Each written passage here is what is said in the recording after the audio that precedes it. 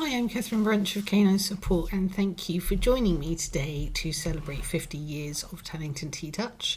In today's video, we are going to look at TTouches around the face, mouth and head, and touches on the mouth and face, sort of on their cheeks, down their necks, around the base of their ears, is really important because we can actually hold a lot of emotion ourselves within our face and our mouth. And TTouches on the mouth and face influence both emotional and physical responses. They can help improve focus and learning. They are super helpful for reducing excessive barking. I use them quite a lot with Remy. I don't mind her alert barking and saying, Mum, there's somebody out there. But when it kind of continues, it's like, actually, what can I do to support you in that moment in time? And doing some little circular touches or some slides around her face really help to settle her back down again.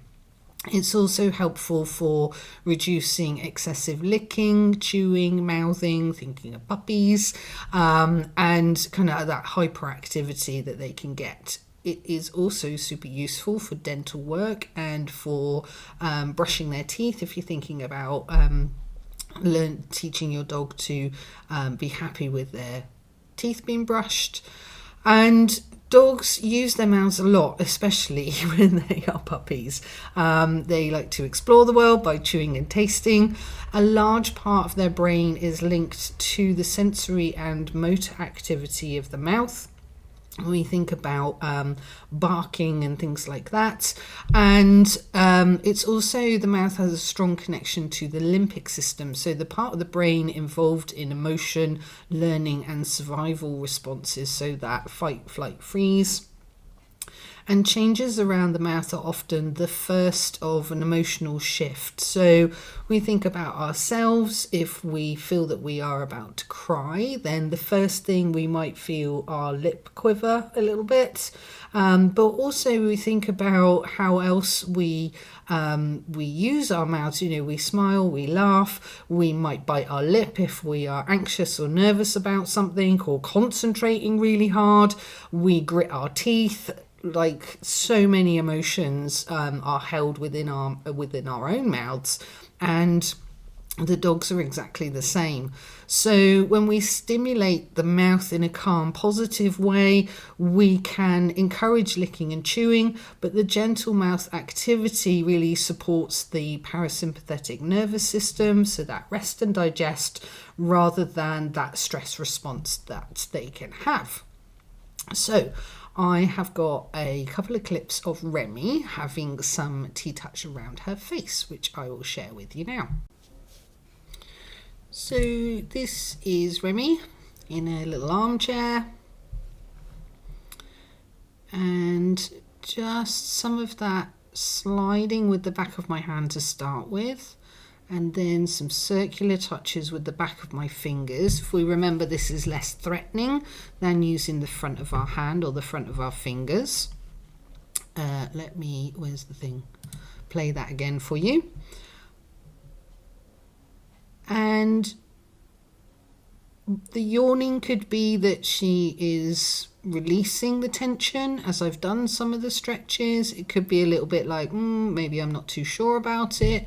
She is very used to having face and mouth TTouches, but it's always good to observe your dog's body language when you are doing these touches. Because the face is one of our extremity areas, we can always start somewhere where we know that they're happy to be touched, so like their shoulder area, and then just gradually drip some of these sliding touches in. And then I change from the back of my hand to the front of my hand, going around her kind of forehead, down the side of her eyes. And then now a couple of touches with the front of my fingers, just those circular movements, and a little snail's tail, because she's got quite a lot of movement with her jowls and everything. So I just want to return the skin back to where I found it. And just some slides on her body as a pause before going back to her face. So just dripping in that information.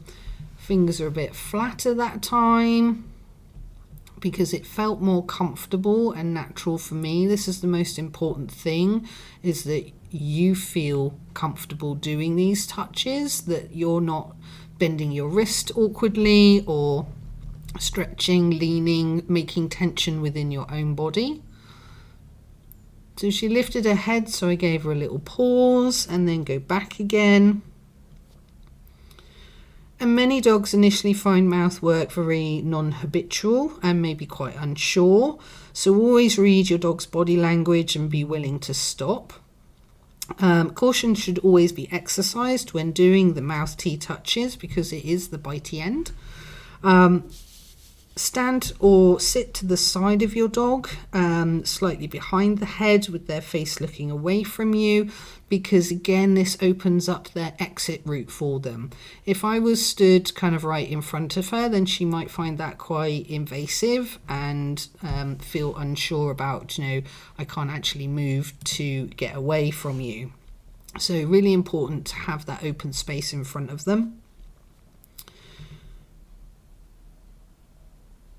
Although Remy here has got her head resting down on the arm of the chair, so I can just use one hand to do the touches, but if your dog is sitting or standing, then you might want to just support the muzzle or the chin with your other hand, or rest it gently on the other side of the head, so you've got that extra kind of support of the head.